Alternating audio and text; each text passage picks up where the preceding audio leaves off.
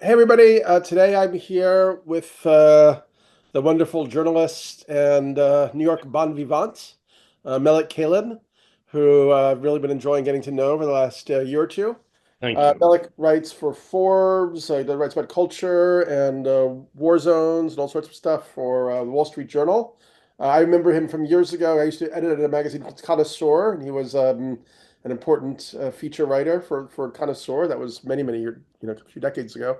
And also, I remember him writing for Spy magazine back in the New York magazine heyday.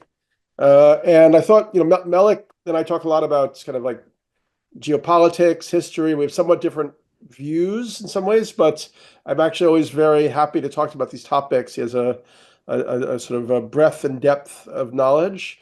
And I thought, considering the peculiar threshold that we find ourselves in, it'd be great to, to dive in with him. So, Melik, thank you for making the time. I know you're not feeling like great today.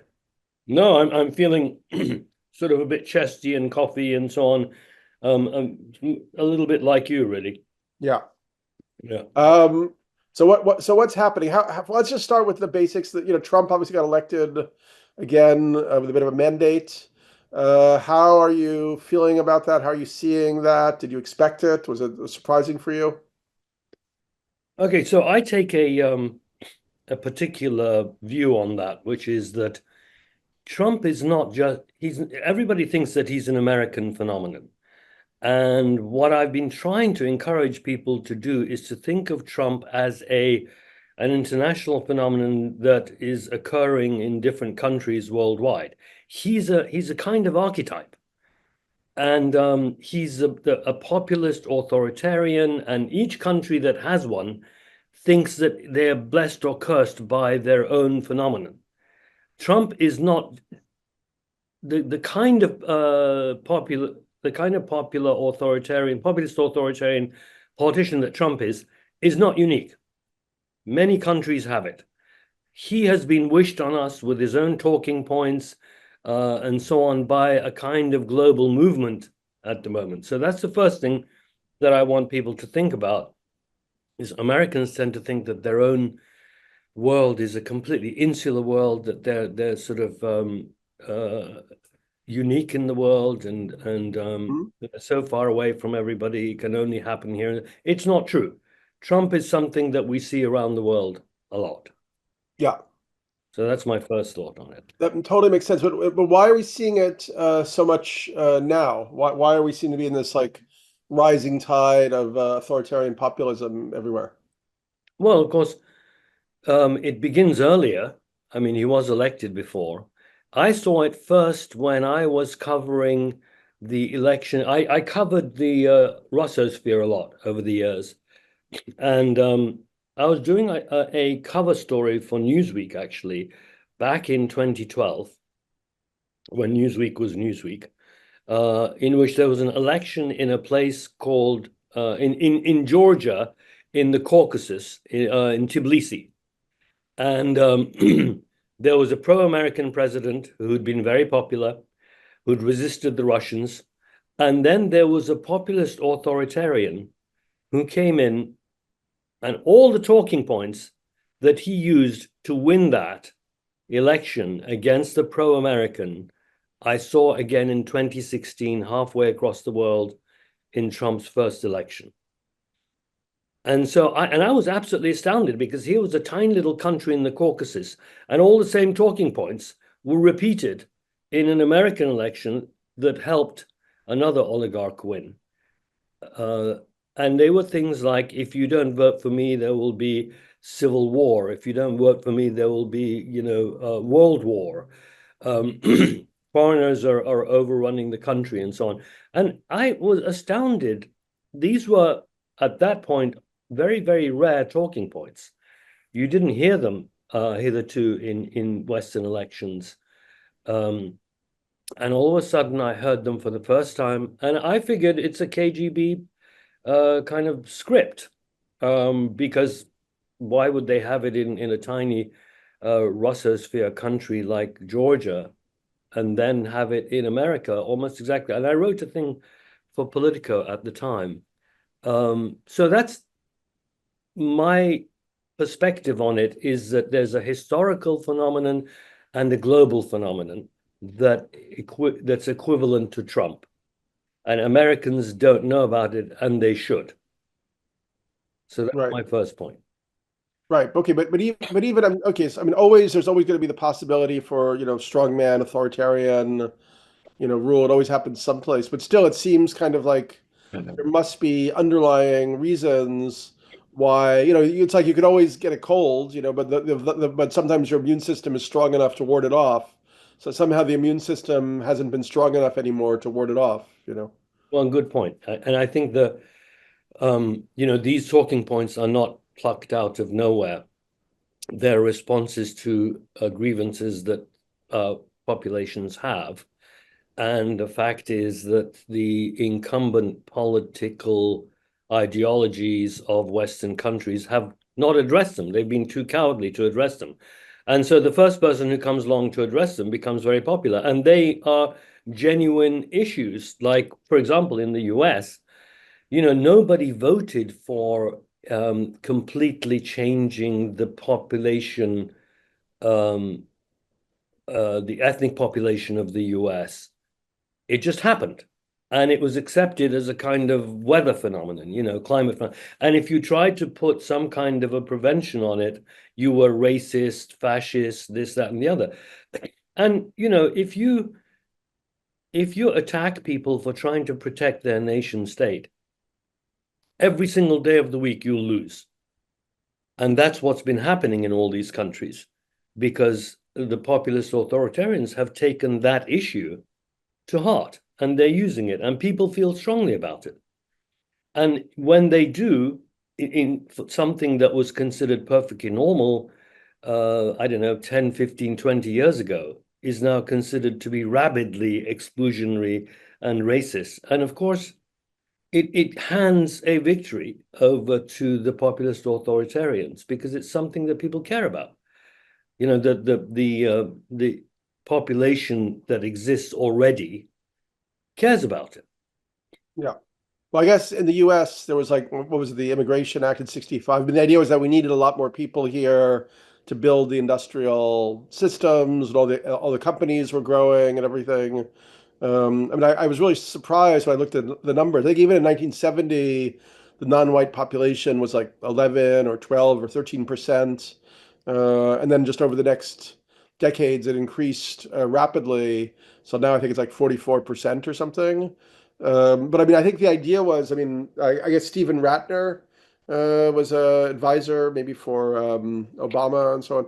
But his thing is, he was like, look, like we actually the U.S. needs 1 million immigrants coming in every year just to replace the aging population, just to maintain us where we're at, and actually to considering the population more loss we're having, because it's an older population, we would actually need something more like 4 million a year to grow at the historic rate of growth.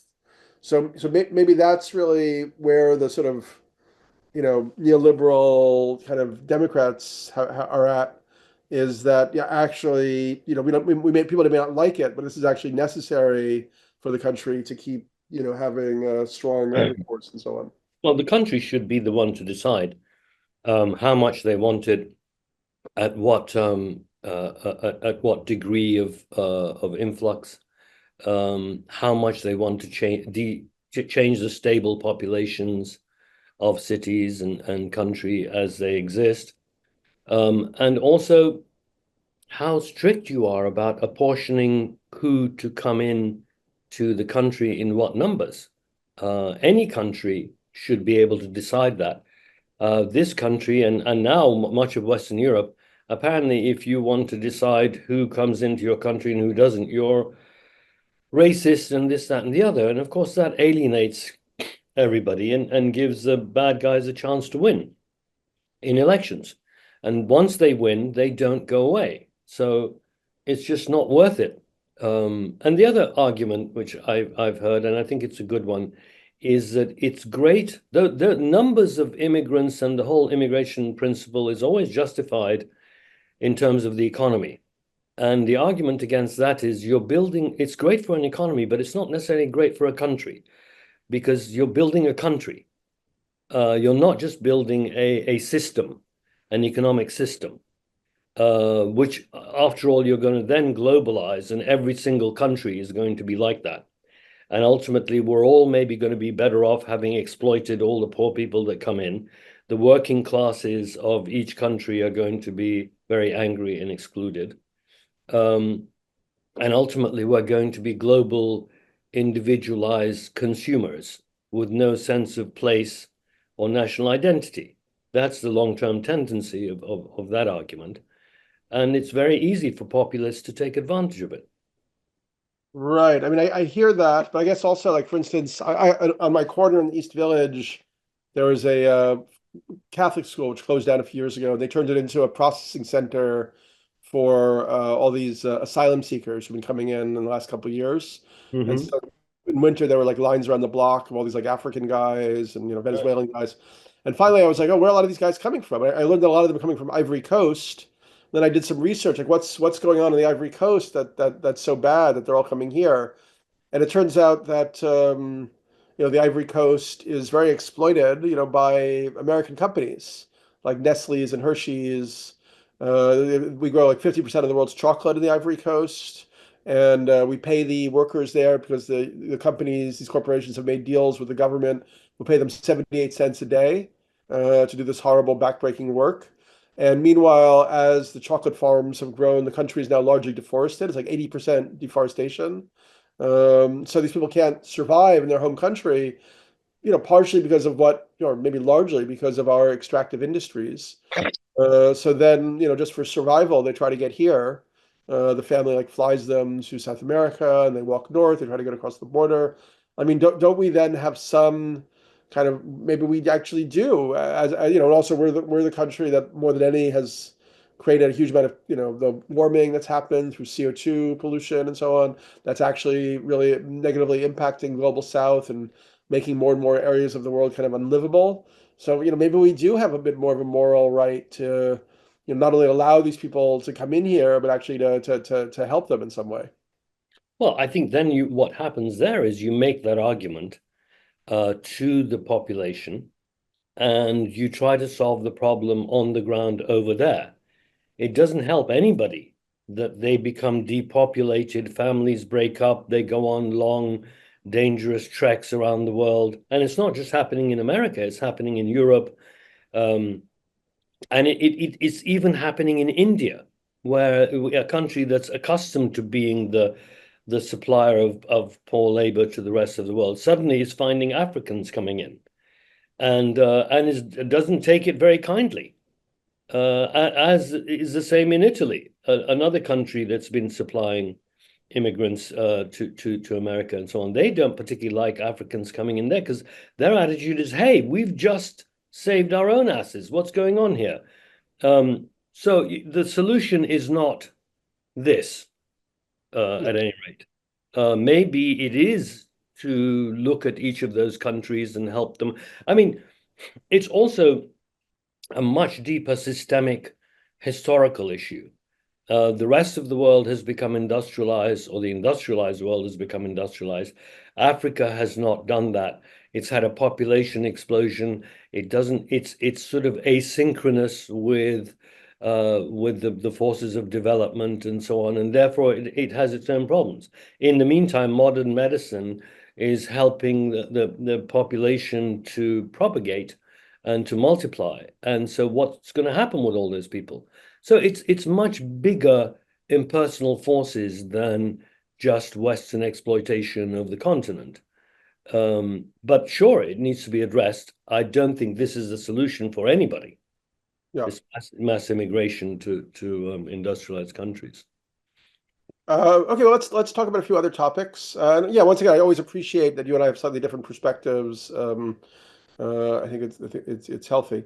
So yeah, I noticed that you just wrote a piece for Forbes where you're sort of trying to figure out what are the likely consequences of Trump's victory for Russia and the Middle East and so on.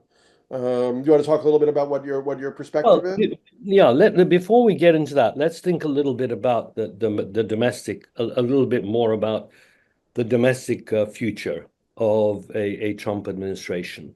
Back in 2016, I wrote a thing for Forbes saying, I think it was something called, what to expect from a Trump administration. And what I did was I talked to a number of people from abroad who were dealing with populist authoritarian regimes. They lived in them. Um, and I've covered a lot of the world, both analytically and on the ground. I've been to the Russosphere, the Far East, the Middle East, and often covered wars there. So I don't speak as some self-opinionated loudmouth um, amateur. These are things that I've looked into and I've written books about it and so on. So the reason I give that background is that one of the points I mentioned in that column, which I do by quoting a Hungarian, this is back in 2016, who said to me, he said, populists don't solve problems. What they do is they invoke or create very loud controversies almost all the time. Issues they bring up, this and there's going to be this is an outrage and that is and then they don't solve that problem. They just move on to the next one. So the population is in a continuous state of crisis and panic and terror and nothing gets resolved. And in the meantime, deals are done behind the scenes. And this, of course, is the sort of Putin-esque model, but it's definitely true of for example, Hungary with Orban and so on.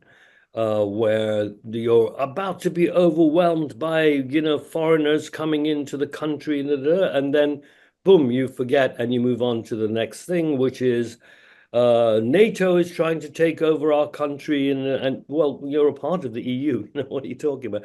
So that was Hungary, and the Hungarian intellectual that I interviewed back in 2016 in that Forbes column made that point to me, that populists create controversies but don't resolve problems.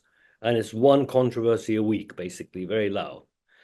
So I think that's something that we're going to have with the Trump administration that we should expect. Another thing I think will be he will try to deadlock the machinery of administration and of democracy against itself. And we're seeing this now already, with Tulsi Gabbard being in charge of the intelligence community and so on and so on. He'll basically booby trap aspects of the running of the country, the machinery of the running of the country. And ultimately, it'll mean 100 different problems in front of the Supreme Court. And there's no way that will be resolved. And so the wheels of running the country will grind to a halt. And when that happens, of course, what happens is that the person in charge is able to do stuff unilaterally. And by the time you catch up with it and litigate it and find ways to stop it and so on, it'll be too late. So that's what I would say we would expect on the domestic front. What do you think about, there's a kind of question of whether, because he's going to have an unprecedented scenario, with the Supreme Court and both houses of Congress. The question is whether is he like feigning kind of like fascism, or is it more going to go in that direction? I mean, for instance, he and J.D. Vance both blurbed this book called Unhumans, which said that basically liberals and leftists and so on are not actually human and don't have to be treated like humans, and that actually what Pinochet and Franco did to their people is more or less what we need to do here. Um, so, some people like, Tom Hartman is a writer who I follow. Like he said, yeah, like we'll see the immigrants, corralled into camps first. Then after 6 months, 9 months, a year, it'll be, independent journalism, blah blah blah. Do you think we're going to see that, or is that not going to happen here? Well, the great consolation for us is that Trump is so inefficient Yeah. uh, and erratic. And what one should expect is that a lot of the people working with him in Congress and even in his own administration, as we saw last time, will be so astounded by, his outrageous sort of incompetence and vanity that they'll resign. And so, as his own administration is failing, he will be trying to make the rest of the government machinery fail. But I don't think, hopefully, he won't be that successful because he is so inefficient. Um, so I'm semi less despairing than a lot of other people, because if we had somebody, like other people, other countries have, who are vigorous and focused and populist and so on, you're likely to get a transformation of the country with all the strategic points of power taken by the pro-populist uh, personnel. And I just don't think he's going to meet resistance within his own group, and a lot of the government's bureaucracy is going to dig in. Um, Now, that does mean that there's going to be a huge amount of conflict, at least intellectually and emotionally, within the country, and hopefully it won't spill onto the streets. But I think we really have to be careful not to be calling people fascists or neo-Nazis or Mm. anti-Semites, or it just that way lies victory for Putin, civil strife, danger to us all. Just analyze the stuff, don't give it names, at least names that are way too loud to deal with. Don't be calling people names too easily. And that's the way we get through it, I think. Try not to alienate the other side too much. Hmm. Um, that all makes sense. And yeah, in a weird way, I found his like very chaotic and impulsive kind of nominees in a way kind of like relaxed my nervous system a little bit because you don't have the sense of there being some like well thought out plan. It's more like very reactionary. Like let's put a middle finger to the establishment in this way and that way and stuff like that. Right, and I think that America also is not accustomed to um, kowtowing to corruption from the top. There may be a tradition of local corruption and this and that, but not of the kind that you get with authoritarian or totalitarian systems. People do here resist when they find that they're being pushed into um, falling in line with power. Um, Now, that's not true of a lot of countries, like Eastern European countries and so on. They have long-standing bad habits of accepting that and seeing that their bread is buttered on that side. And it's very quick for a judiciary to get corrupted, for example. I don't think he just won't have time to do that to a system as broad and deep as the American judiciary. But he'll try to dismantle it. He'll put people here and there at various, like Tulsi Gabbard and the intelligence community. He intends for there to be an incessant confrontation there. And what that'll do is it'll completely neutralize them. They'll just be taken off the table. And that's kind of what he wants, because he probably has secrets that he doesn't want them to reveal about him. I mean, who doesn't? Um, and he must have a lot of them. And his attitude is, here, you deal with her, and that'll keep you busy. I think he'll be doing that a lot. And what do you feel about the sort of, I mean, I guess it started with Peter Thiel in 2016, but now there's a strong alignment between the sort of, tech technocratic oligarchs and Trump. I mean, Elon Musk obviously being the most noticeable, but Mark Andreessen and obviously Peter Thiel, and also I guess Larry Ellison, the director of Oracle. And because they could also potentially be a much more efficient crew if they were allowed to operate. Yes. So again, the model as we see internationally for this is that someone like Erdogan, for example, in Turkey, um, and Putin, what they do is they pyramid the economy, so that what they're at the top, their cronies and friends are rich enough and powerful enough to employ big chunks of the population, and ultimately those big chunks of the population will vote for the regime because that's the way the patronage flows. So what Trump is doing here is gathering the sort of oligarchic structure for pyramiding the economy in that way.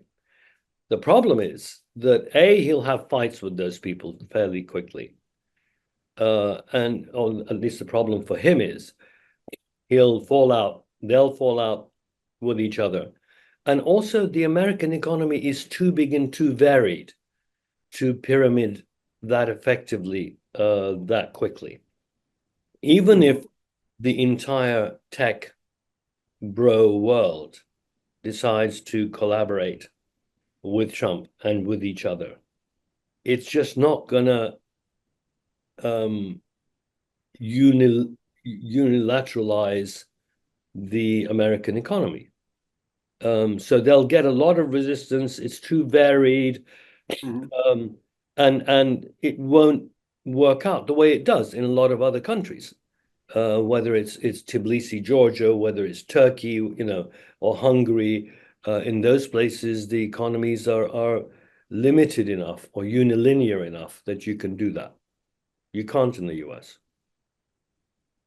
Yeah, that makes sense. Somebody else was telling me that also the stock market in a way is protective because Trump is going to want to do things that destroy the value of companies' assets and so on. So if you acted too destructively too quickly, that would degrade the value of assets in the stock market.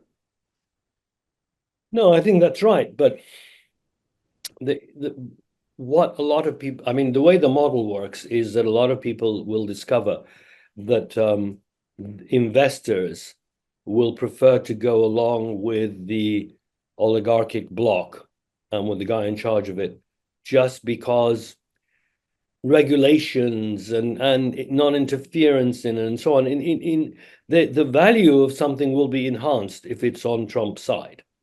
Yeah. And if it's not, he will, target it as they do in other countries, and force people to come to heel, force businesses to come to heel. Um, so that's the idea. The stock market is a little bit impersonal. It doesn't give a shit if it looks like being a buddy of Trump is going to make your dividends higher. Then people will vote with their dividends for you to collaborate with Trump. Yeah. Um, But I still don't think that. I think what will happen is that Americans are very quick to take offense and respond to bullying and so on. So there'll be a lot of that, and the economy will recoil and against him. Um, so hopefully there'll be like a dialectic in that situation.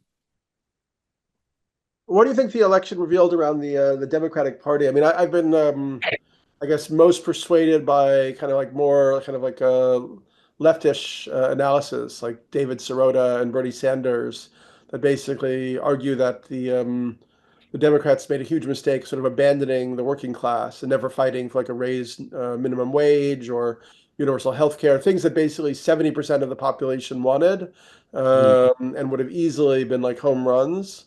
They just simply refuse to do because it alienates their financial sort of donor base. I mean, do you think that this is a reckoning for the Democratic Party in any significant way, or are Well, they just? yeah. I mean, I'm a lifelong conservative, and I don't have much sympathy for the nostrums and solutions of the left. But Mm. um, I'll tell you what I think about that, though, is that I don't think whatever you offered in terms of the dollars and cents aspect of benefits for the working class, you just were not going to get sympathy from them um, because of not protecting them in other ways, in immigration and and jobs, and the kind of things that are a little bit more cultural. Um, I think they felt that there was an assault on their identity. Um, and that's really the thing that people like Le Pen in France and other countries that populists take advantage of, is they very quickly switch on the tap into the working class vote that's necessarily being ignored by the globalist.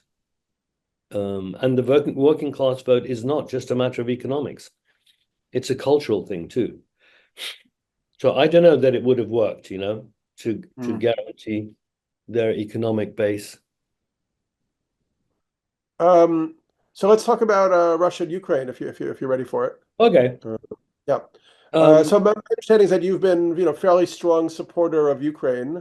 Is that yeah, my, and you think that it's a just war, that the U.S. should be supporting and pushing back against Putin in that situation. right. So I've got a long history of being anti-Putin, and it started off with covering the Caucasus and Georgia and that whole area and Ukraine and Central Asia, where I've been a number of times also. And it's been very clear to me that Putin is a danger to the West on many, many levels, but also this idea, that NATO threatened Russia by coming into its backyard has completely dumbfounded the idealist in me, because my thought was, well, those countries wanted to become Europeanized and closer to Europe.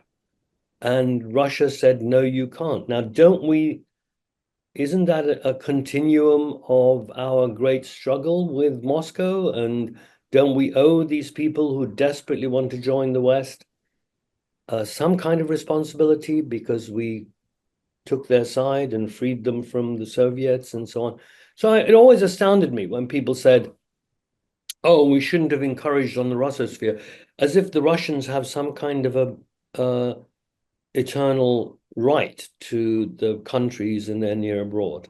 Anyway, so I've been in that struggle for years, watched it very, very closely, written many things about it, wrote 2 books about the new Cold War, Russia, China, and the new Cold War, and so on. And what I see in the current situation, and my column in Forbes now that's up is about that, is that I think there's going to be a deal with the Trump administration dumping Ukraine and Russia dumping Iran. And Israel will be allowed to, I think, go in and clean up Iran uh, in a whole full-scale way, in a way that the US didn't permit before. Um, and Russia will be given a ceasefire that more or less imposed on Ukraine. Uh, And so there'll be a kind of quid pro quo, an agreement between Putin and Trump to each to dump their ally. And I mean, I guess the concern has been that any ceasefire with Putin simply is an opportunity for him to like rebuild his army and hit it again, because he Right, seems to have an inexorable tendency to kind of like keep rolling it out. absolutely. And that's Yeah. what will happen. And Trump knows it, and JD Vance know it, and all the people who are going to support that idea in the name of saving lives and so on know it perfectly well, because we've seen it before. And what will happen is that Zelensky will get likely ousted for making that deal, which he'll have no choice but to make, because the US will be threatening cutting supply, cutting aid, and so on. As soon as that happens, Zelensky will probably be ousted. Ukraine will turn into a turmoil, and Russia will win that situation either way. And ultimately, I suspect they will get their own person in power in Kiev who'll say, look, I'm here to stabilize things. They just let me, let's just stop all this fighting. So, which is what happened in Tbilisi. A essentially pro-Russian guy came in and said, look, let's just take our, solve our own problems. And they include foreigners coming in here and this happening and that happening. And by the time Trump allows us to think about Ukraine again, it'll be too late. Just in the same way that we barely think about Afghanistan now, we'll be barely thinking about Ukraine. And that's the plan. And But what hopefully, about doesn't the rest of Europe have a vote there? I mean, are they going to give up so easily in terms of supporting Ukraine, or is it really just up to the U.S. Alone to be kind of the good point. uh, Good point. And it's a point that I discuss in the column as well, which is that, first of all, Ukraine is not united. Secondly, J.D. Vance is already picking a fight with NATO and Ukraine. And so he clearly intends that the US have those battles. They will become big, loud controversies. We'll be distracted by that. We may or may not withdraw from NATO. We'll probably stop our funding to NATO. Europe will then try to support Ukraine without the US. But NATO is part, as you see, Germany doesn't quite want to get fully onto that onto that side. It supplies a lot of money and some weapons, but it doesn't. So Poland will be engaged. The Scandinavian countries will be engaged, but probably, France will make a lot of noises without being engaged. Germany will, and therefore NATO itself and the EU will be slightly fragmented, and support will ebb for Ukraine. At first, there'll be a spike, a lot of Trump hating, America hating, but over time, they will be exhausted with that. In the meantime, Russia will be incrementally nibbling away at the ceasefire borders while also destabilizing Kiev. So, Ukraine doesn't win in that scenario. Hopefully, I'm wrong, but that's the scenario that I see from my experiences in around the world and how these things work. I mean, as a conservative, well, you don't have to tell me if you don't want to, but did you support Trump in this election, or Not at would you? all. No, What's that? No. not at all. I go back to the days when I was writing for Spy magazine, um, where we made fun of Trump all the time. Anybody who's lived in New York all these decades knows about Trump, and could not possibly, we can barely stand being in the same room as him, let alone vote him in as president. He's such a charlatan, and so unbearable as a person, I'm sorry to say. And I think a lot of the people who worked for him in his last administration and ended up resigning found out exactly the same thing. But, Spy invented the idea of him being a short-fingered vulgarian. So I go back many years in knowing a lot about Trump and disliking him, even though I'm a conservative, and I don't believe he's a true conservative. No. He's a populist, that's a completely different thing. Um, so I have never voted for him. I would have rather the Democrats won in this instance. At least the country would have survived another 4 years along broadly the same lines, the same democratic republic kind of freedom lines. But I'm just not sure that it's going to be just too chaotic to predict from here on. Whereas the Democrats, I would have predicted 4 years and then they would have been ousted in a general election by a reasonably decent conservative, because Trump would be too old by then. Melik, you're slowly sinking into Oh, really? tenebrious darkness. Oh, Uh, sorry. it's nice if you sit up a little bit and you have a little closer. We got a better look at you. Maybe I should turn on the lights too. It's getting Yeah, the that'd be nice. daylight is fading. Yeah, and so let me know also where are you now with Israel, with what's happening there Oh, and right. what. So again, I was in Israel at a little bit in this last year on and off, and spoke to a lot of friends there and got a lot of information from them.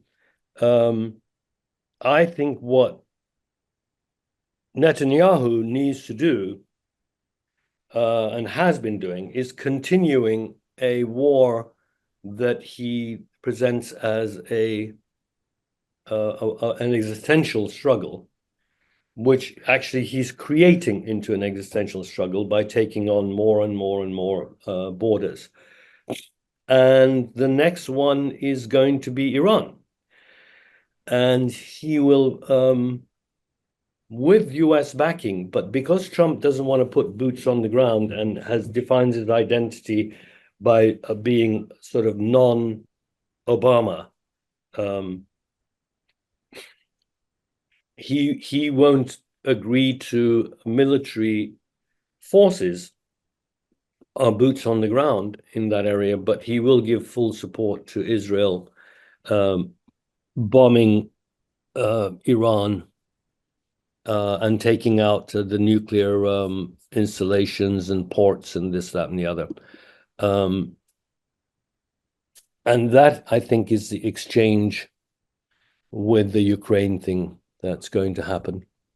Hopefully, what will then happen is that the Saudis and others who are going to be relieved of the fear that Iran is exploiting the Arab street are then going to sign on to an actual peace process that gives the Palestinians some relief without Hamas being included, and the Lebanese some relief without Hezbollah being included.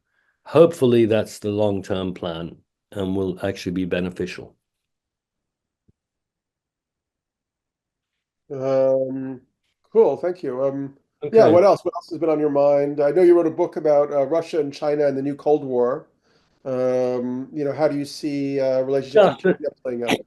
that's interesting because obviously the issue is going to be if Tehran is put into this corner where they won't have their Russian allies to help them, they will turn towards the Chinese and say, will you be our backup if we have a full-scale confrontation with Israel? And they won't get the Chinese to back them up. The Chinese they don't want to enter into a world war.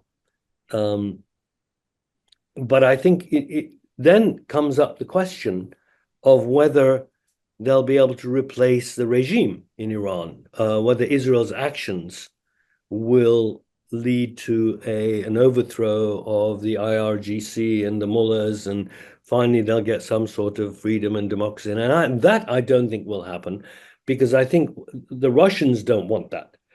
They're happy for the Iranian projection of power in the Middle East and the nuclear capability of Iran to be depleted. They're not happy for Iran, for the regime to be replaced by a bunch of democratic, freedom-loving Iranian youth. They'd rather it stay monolithically, authoritarian, and therefore sympathetic to Moscow. So what they'll do is they'll support the mullahs in putting down civil unrest. They won't defend the mullahs against Israeli onslaughts. So the regime's not going to change, and China's not going to get involved. Iran will find itself alone. A lot of this is in my column. Everybody read my column in Forbes that I Yeah. posted a couple of days ago. and you'll see it in black and white there. Yeah, I mean, even in terms of Iran historically, I mean, would you say that the U.S. And at that point England made a historical mistake by going all the way back to like 1952? They overthrew Mossadegh, who was the last democratically elected, I guess, president of Iran, which then led to the Shah, which then led to repression, which then led to Islamic fanaticism and fundamentalism as the only countervailing force with enough strength to move the situation. Um, Okay, yeah, so the thing that nobody tells you about Mossadegh, which is constantly parroted as an example of colonial imperial manipulation of politics anti-democratically in a country in the typical old-fashioned way, and that's the post-colonial analysis and so on. First of all, who invented the country? Who defined its borders? yeah, Number one, because when the Russians and the Brits were occupying it, the borders could have gone anywhere in any direction. So they invented largely the Brits invented Iran and its borders in the present day form, and therefore invented the voter groups and the balance of populations in the country.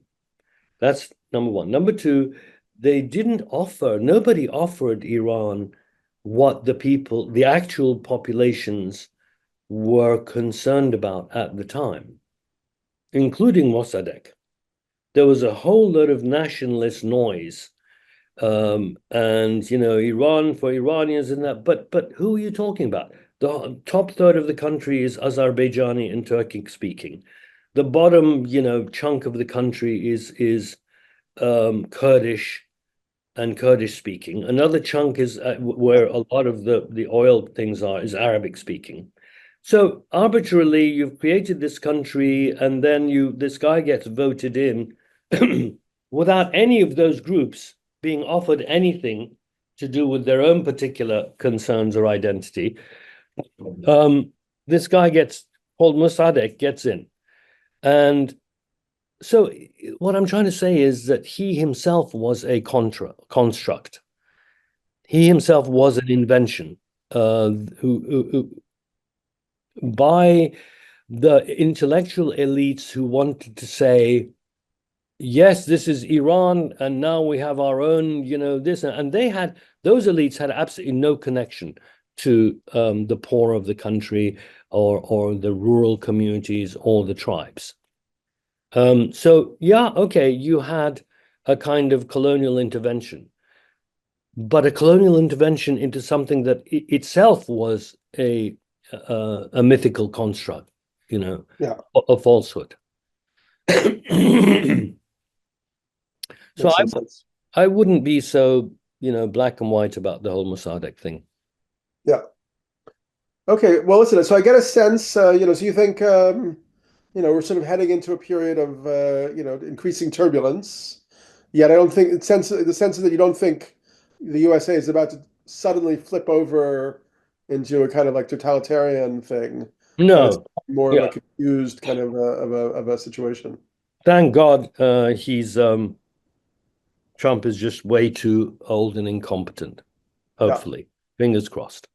What do you Anyway, think about the sort of, the theories around kind of the tech libertarians actually wanting to, I mean, like Peter Thiel's favorite book is called The Sovereign Individual, where it talks about how, the nation state should be destroyed, and, they're interested like kind of, ruining the dollar and substituting crypto as like, the reserve currency of the world and so on. What you have any thoughts about all of that type of stuff going on? well, I mean, I think there's going to be a good deal of that. Hmm. But they can't make us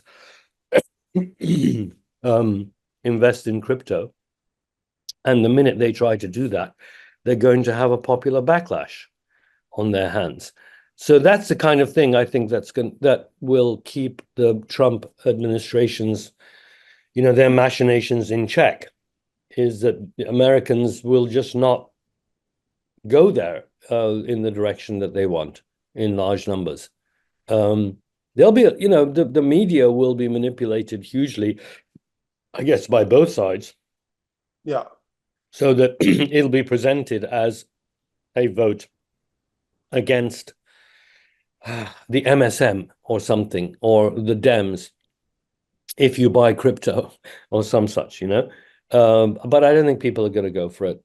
I think it'll gradually lose momentum. There'll be outcry after outcry, and there'll be lots of confusion. But hopefully, in 4 years, there'll be a change, and I don't think they'll do too much damage. Right. Cool. Well, I don't want to keep you too long today because I hear Yeah, your I got, cold. I I've just thought I got, wanted to get a, if it'll be funny, I'll read from you on what's going on in the world. Maybe we'll do this again when you're more at your top form. Uh, yeah, you know, and yeah. So thanks for sharing a little time with me today. great. Happy to do it. We'll do it again soon. Yeah. Many thanks. Okay. Good one. Bye bye.